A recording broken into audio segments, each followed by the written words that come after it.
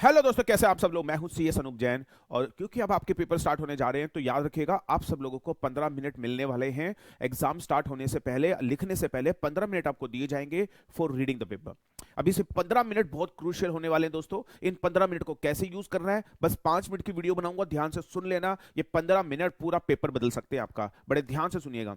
जो ये 15 मिनट है, इसमें कुछ पॉजिटिव भी है, उसमें कुछ नेगेटिव भी है। आप ध्यान से सुनना मेरी बात। पॉजिटिव ये है कि आपको 15 मिनट एक्स्ट्रा मिल रहे हैं पेपर पढ़ने के लिए। और इसमें एक बहुत बड़ा नेगेटिव पता है क्या है? क्योंकि जब तुम पेपर पढ़ोगे तो इट इज क्वाइट पॉसिबल कि पेपर पढ़ते टाइम आपको लगे कुछ क्वेश्चन हमें आते ही नहीं है, तो सर ये आपके दिमाग में नेगेटिव इंपैक्ट डाल देगा।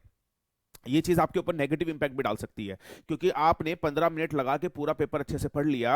और क्या अगर आपको लगा कि कुछ क्वेश्चन हमें नहीं आते, तो क्या पता नेगेटिविटी दिमाग में ना आ जाए, यार ये नहीं आता वो नहीं आता, और आप दूसरा पेपर, पूरा पेपर खराब कर सकते हो। तो इन 15 मिनट को कैसे यूज करना है, क्या क्या चीजें ध्यान रखनी है, वो सारी चीजें मैं आपको बताने जा रहा हूं। ध्यान से सुनना। इन 15 मिनट के अंदर करना क्या है, ध्यान से सुनिए प्लीज। Listen carefully. सबसे पहला पॉइंट आपको क्या करना बेटा, आपको पहले 15 मिनट में अपना पेपर पढ़ना स्टार्ट कर देना है। आपको क्वेश्चन पढ़ना, क्वेश्चन पेपर आपको मिलेगा तो क्वेश्चन पढ़ना आपको स्टार्ट कर देना है। क्वेश्चन क्या दे रखा है, are you getting this? Carefully हर क्वेश्चन को बड़े ध्यान से पढ़ना है, याद रखिएगा। क्वेश्चन पढ़ना इज वेरी इंपॉर्टेंट। और मैं आपको हाईली रिकमेंड करूंगा हर क्वेश्चन को कम से कम 2 बार पढ़ना है आपको, क्योंकि कई कई बार क्वेश्चन के अंदर समझ में नहीं आता है और हम लोग क्वेश्चन गलत समझ के आंसर गलत लिख देते हैं। तो हर क्वेश्चन को सबसे पहली बात 2 बार पढ़ना मैंडेटरी सर। ट्वाइस, हाँ जी, कम से कम 2 बार, कम से कम, हाँ जी, ट्वाइस वन क्वेश्चन। हर क्वेश्चन को, every question sir, every question आपको कम से कम 2 बार पढ़ना है। इसको याद रखिएगा मेरी बात को। Is it okay? अब जब आप क्वेश्चन पढ़ना स्टार्ट करेंगे तो साथ साथ आप क्या करेंगे, ये बहुत इंपॉर्टेंट चीजें बताने जा रहा हूं। दूसरा पॉइंट आपको क्या करना है जैसे जैसे जैसे आप क्वेश्चन पढ़ते चले जाएं तो अपने क्वेश्चन सेलेक्ट करते रहें कि हाँ ये वाला मुझे करना है, ये वाला मुझे करना है, ये वाला मुझे करना है। और एक चीज को याद रखिएगा, इसके अंदर आपको ऑल्टरनेटिव क्वेश्चन मिलते हैं, जैसे क्वेश्चन 2 2A या क्वेश्चन 3 3A। तो सर वो ऑल्टरनेटिव क्वेश्चन को ध्यान से देखिएगा कि कौन सा क्वेश्चन आपको ज्यादा बेटर आता है। समझ में आई बात आपको? तो सर उस पर टिक कर लेना, हाँ मुझे ये करना है और ये वाला मुझे नहीं करना है। तो that is the second thing. तो सबसे पहले क्वेश्चन पेपर रीड करना स्टार्ट करें और फिर आप क्या करना स्टार्ट कर दें, टिक करना स्टार्ट कर दें कि कौन सा क्वेश्चन आपको करना है और कौन सा क्वेश्चन आपको छोड़ना है। एंड जैसे ऑल्टरनेटिव के अंदर देखना स्टार्ट करें, ऑल्टरनेटिव को तो बड़े ध्यान से देखना। ये देखना है कि कौन से क्वेश्चन में आपको ज्यादा मार्क्स मिल सकते हैं, वही अटेम्प्ट आपको करना है। मेरी मेरी बात समझ में आ गई है? नाउ अब जब आप ये क्वेश्चन टिक करना स्टार्ट करोगे कि हाँ आपको ये क्वेश्चन करने हैं, ये ऑल्टरनेटिव में ये वाला छोड़ना है, अब तीसरी चीज सबसे ज्यादा इंपॉर्टेंट है, ध्यान से सुनना। अब वो तीसरी चीज इंपॉर्टेंट क्या है? Now select the sequence of writing the answers.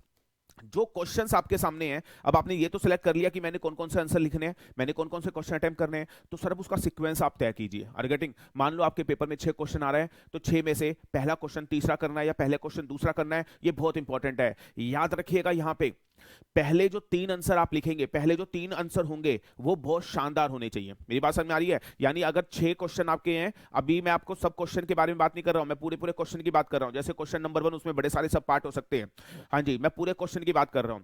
तो सर पहले 3 आंसर, पहले 3 क्वेश्चन ऐसे होने चाहिए जो आपके सबसे बेस्ट हो। तो याद रखिएगा, जब आपको ये पता चल गया मैंने ये क्वेश्चन अटेम्प्ट करने हैं, तो सर अब आपका सीक्वेंस आप डिटरमाइन करें कि पहले नंबर पे मैं ये वाला आंसर लिखूंगा, फिर मैं ये वाला आंसर लिखूंगा, फिर मैं ये वाला आंसर लिखूंगा। क्या मेरी बात समझ में आ रही है?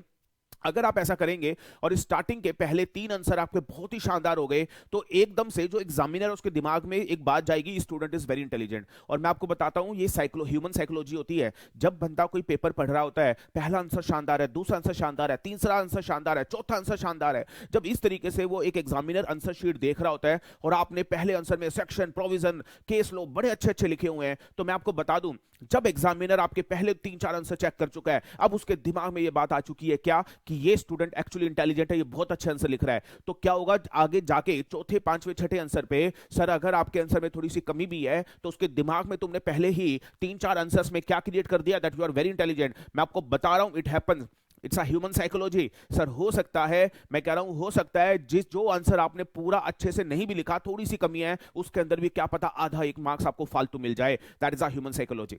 इसलिए सारी दुनिया बोलती है पहले 2 3 आंसर शानदार लिखने चाहिए। दैट इज अ लॉजिक कि पहले 2 3 आंसर शानदार क्यों लिखने चाहिए। क्या मेरी बात समझ में आ रही है? Are you getting? तो सर पहले पूरा क्वेश्चन पेपर पढ़ो, ऑल्टरनेटिव को देखो, कौन सा ऑल्टरनेटिव करना है, कौन सा ऑल्टरनेटिव नहीं करना, उसका सीक्वेंस डिटरमाइन करो कि पहले नंबर पे ये आंसर लिखूंगा, मुझे जबरदस्त आता है, दूसरे नंबर पे ये लिखूंगा, मुझे ये भी जबरदस्त आता है, और उसके बाद ऐसे लिखते लिखते आप पहले 3 4 आंसर शानदार लिखने आपको, सो दैट बाद में एक दिमाग में एग्जामिनर के चला जाए that student is very intelligent, he is writing a very good answer, so that आपको अगले आंसर्स के अंदर भी अच्छे मार्क्स मिल पाए। क्या मेरी बात समझ में आ रही है? अब जो सबसे बड़ी प्रॉब्लम है, ध्यान से सुन लेंगे सारे के सारे, जो सबसे बड़ी प्रॉब्लम ये है सर, अब जब आप क्वेश्चन पढ़ोगे ना तो ऐसा हो सकता है, इट हैपन्स विद एवरीवन, जब मैंने पेपर दिए थे मेरे साथ भी हुआ था सर, हम कोई भगवान थोड़ी ना यार हमें सब कुछ आता हो। तो हो सकता है जब आप क्वेश्चन पढ़ रहे हो तो क्वेश्चन पढ़ते पढ़ते एक दो आंसर आपको ना आते हो, एक दो क्वेश्चन आपको ना आते हो, बस पैनिक मत कर जाना, अपने आप को बोलना all is well, all is well, ये वाले जो क्वेश्चन हमें नहीं आते उसे छोड़ दो, वो भी आपको आएंगे। आप अपने दिमाग को क्या बोलना उस टाइम पे, कोई बात नहीं, इतना पेपर तो करो पहले, धीरे धीरे ये भी याद आ जाएंगे। सर पैनिक मत होना, मेरी बात समझ में आ रही है? Are you getting this? और ये बात याद रखना, 100 नंबर का पेपर जो होता है सर, कोई कोई होता होगा जिसको पूरे 100 नंबर के आते होंगे, आर यू गेटिंग? तो आप अकेले नहीं हो इस चीज में, तो आपको परेशान नहीं होना इसके अंदर, मेरी बात समझ में आ रही है? तो सर आप बिल्कुल टाइम पैनिक नहीं होना सर, आपको जो आंसर जो उनसे क्वेश्चन नहीं आते उसको छोड़ दो लास्ट के लिए, उसको लास्ट के लिए छोड़ दो, हटाओ उसे, उसे देखना ही नहीं अभी।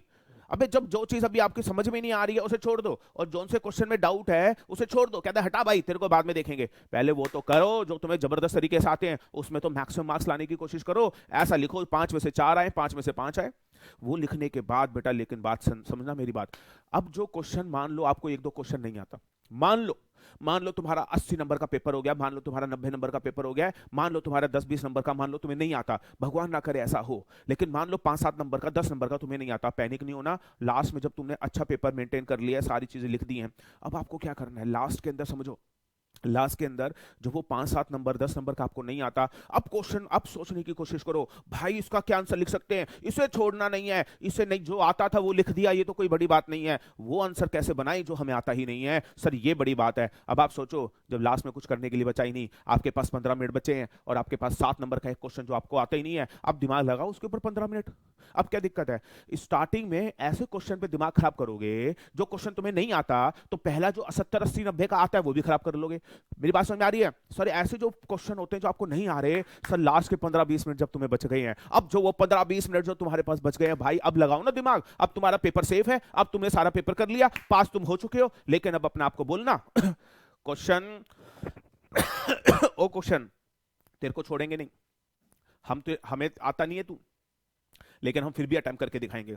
अब आपको क्या करना है, जो भी थोड़ा बहुत, यार तुमने इतना पढ़ा है, थोड़ा बहुत कुछ ना कुछ तो आता होगा, जो तुम्हें आता है उसके लिए जो भी तुम्हें आता है कुछ ना कुछ लिख कर आओ, पेपर खाली छोड़ के नहीं आना है, क्वेश्चन पूरे 100 नंबर के अटेम्प्ट करने हैं। मैं आपको बता रहा हूं, याद रखना इस बात को, ये एक ऐसा रूल है एग्जाम पास करने का, जिसने अडॉप्ट कर लिया वो हमेशा पास हो गया।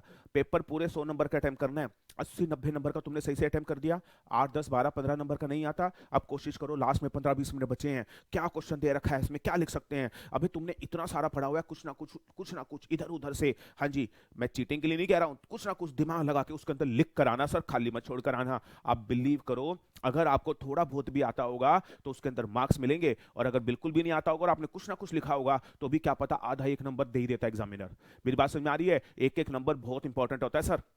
तो सर ऐसे मैं बस ये याद रखना, पेपर आपको 100% अटेम्प्ट करके आना है भाई, 100% पेपर अटेम्प्ट करना बेटा, छोड़ के कुछ मत आना। मैं आपसे हाथ जोड़ के रिक्वेस्ट कर रहा हूं, अगर कोई क्वेश्चन लास्ट में नहीं आता 5, 8, 10, 15 नंबर का, तो परेशान नहीं होना है, आपको पेपर पूरा लिख कर आना है।